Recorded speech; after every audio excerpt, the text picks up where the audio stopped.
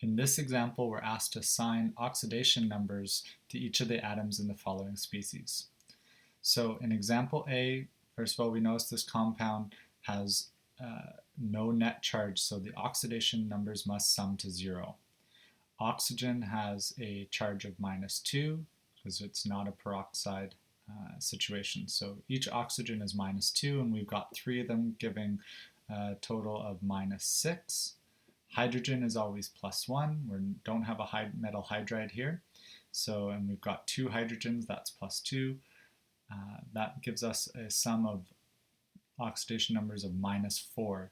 Now we know this compound must have an overall charge of 0, so therefore the silicon must have an oxidation number of +4.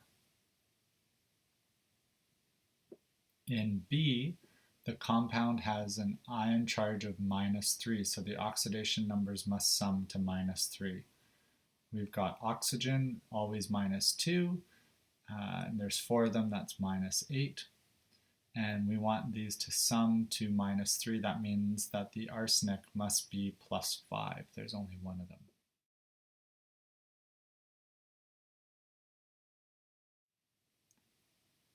In the next example, we've got a compound, so the oxidation numbers must sum to 0.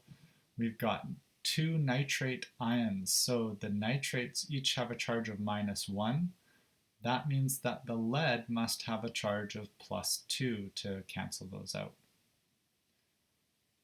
Oxygen is always -2, and there's 3 of them, which is -2 times 3 is -6. And each nitrate has 1 nitrogen. So that must mean that nitrogen is +5. Since each nitrate has an overall charge of -1, the 3 oxygens and the 1 nitrogen must add to -1. The last example, hydrogen has a charge of oxidation state of +1, and there's 10 of them. And this compound, that means that the carbons must add to -10.